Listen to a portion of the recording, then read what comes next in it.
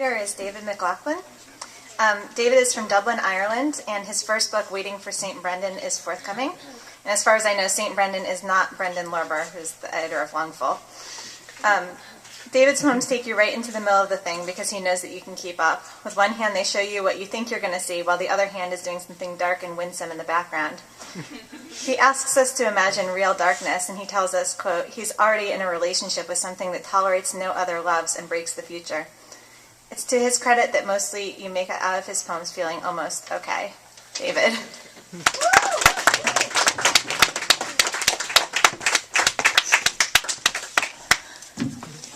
Thank you very much for that introduction. Actually, today I'm not going to read that kind of poetry.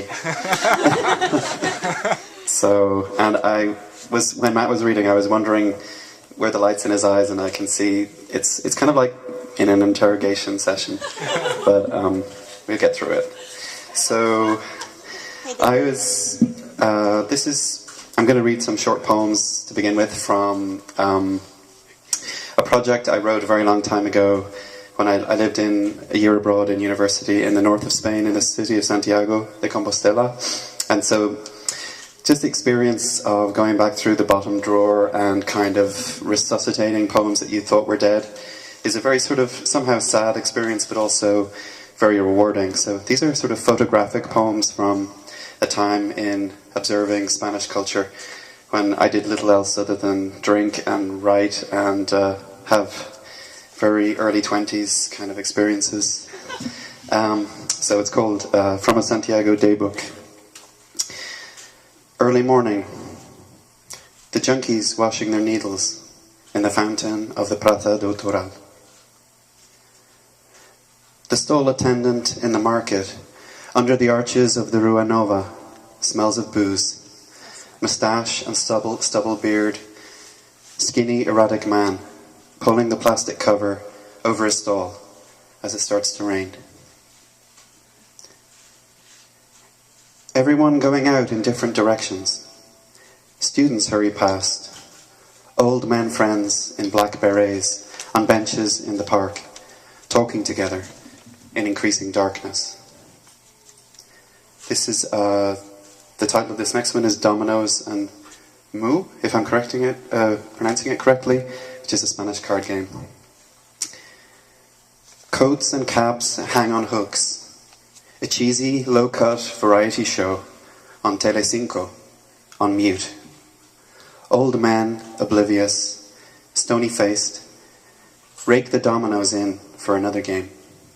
At the next table, a card player flicks a card down onto the faded green baize with such arrogance and ease, and turns away with the contempt of the defeated.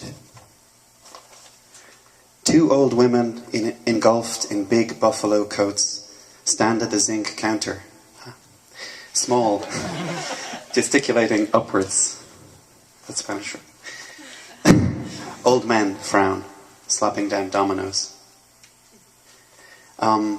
And the year I was there was the Holy Year, which is every 7 years. It's when the birthday of St. James, the Apostle, falls on a Sunday. It's a Holy Year, and they open this. It's quite strange. I can't think of the word for it, but it's like something out of Mervyn Peake, Titus Groan, where they open this one door in the cathedral that is only open for that year.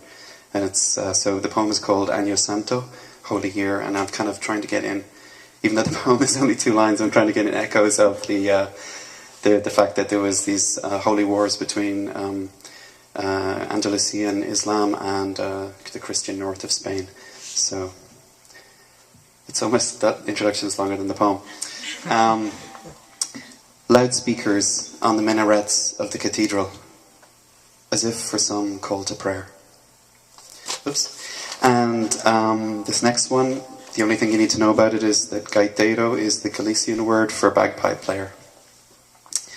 And I'm trying to bring in some shades of memories of the Napoleonic Wars, when Napoleon invaded Spain.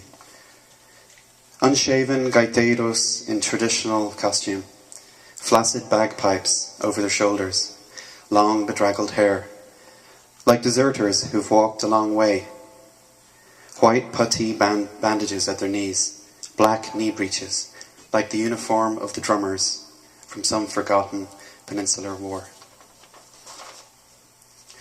So I just realized when I was deciding on these poems for tonight that there's something about everything, almost everything in these poems that I'm reading tonight is to do with place. And in the Irish tradition, there's a word, din shanachas, which means place lore or place wisdom. And I suppose it's, in many cultures of the world, connection to place is very important. And I guess it's important in my work as well.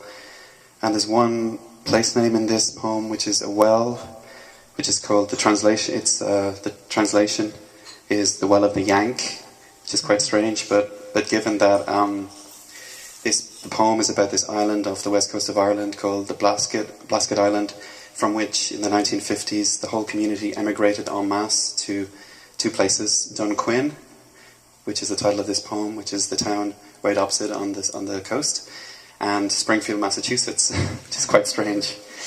And people knew where these people were from because when they arrived, they would all walk in single file down the street because the mountain paths on the island are so narrow. That was the only way you could do it. So I guess it's about belonging and exile and longing, this poem. Dún Chuin. This could almost be a hill station on the way to the Himalayas, especially when the fuchsia glitters in the hedgerows after rain, and through the walls the sky is visible. Those young mountains at the roof of the world are still growing, but these, grown inward, are old and thoughtful, with fields up them, vertical fields that ebb out near famine grounds, like ladders up the mountain. The horizon was scanned by practiced weather eyes. They played the box at 8 in the morning, still on island time, took pride in how, with a click, each stone found its place, and walked into exile, hobnailed, lonely, single file. Feeding them dillisk, dulse, and carrageen, giving salt to the earth, their fields look as if the land itself had made them, had secreted tender, organic forms to map the sides of Mount Eagle. Under a roof of timbers out of the Great Blasket, you trace that mapping. The building out of necessity became an art. Between the waves' breaths, these forms are drawn in sand. You breathe, watching the island retreat, become semi-abstract in form, but still figurative. The form that has been almost inexhaustible. Each year to keep the memory of wells alive, how easy it is to lose a place. Remembering the places of fresh water, they go back into the island to pull the brambles off Tuberon Foncoan and find the water has cress growing in it, is still rising from its source. So I'm just going to do a few short ones, and then I'll finish. I'm going to do a love poem, which is very new, and it's got scrolls all over it and annotations. So if you'll just bear with me and forgive me the roughness of it. Okay, here it is. Doesn't have a title. Water is for love. Sorry. Start again. Water is for solitude and love. Though I've stopped drinking alone, my love. So sudden, all the places that were in pain, real, in the new real. Their detritus food taken away. They turn to wonder where this is now, what kind of day. When we make love, even if we've drunk red wine, all I want is water and you. And I can do without the first, as long as I can drink you, my love. I don't want to drink unless it's with you. Isn't that crazy? I drank too much alone, and it wasn't water. And now water's enough. Though a bottle of red is good if it's with you. And on the New York subway I was thinking about transport. And this is where this poem comes from. It's very short. Jewish city. Ghosting within the memory of transit. A fading reel of boxcars going east. I'm going to read two more, and this one is called Homesick Haiku. And the only thing you need to know about it is that the mention of the Shannon is the River Shannon, where my family lives. So I'm thinking in terms of home, etc. Sunset in Brooklyn with water towers is moonrise on the Shannon. I'm just going to read one more, and it's called Fort Madison. It's about a train journey from Chicago to Kansas City several years ago. Fort Madison. Stepping off the train for the smoke break, as Mennonite families clambered down, and a teenaged girl with a white bonnet and big glasses ran off up the platform to stretch her legs. A young black guy in a hoodie, checking his iPhone, looked at me and shook his head. "Shoot, man, no coverage." And I thought of jazz men, always travelling back to Union Station, always Kansas City.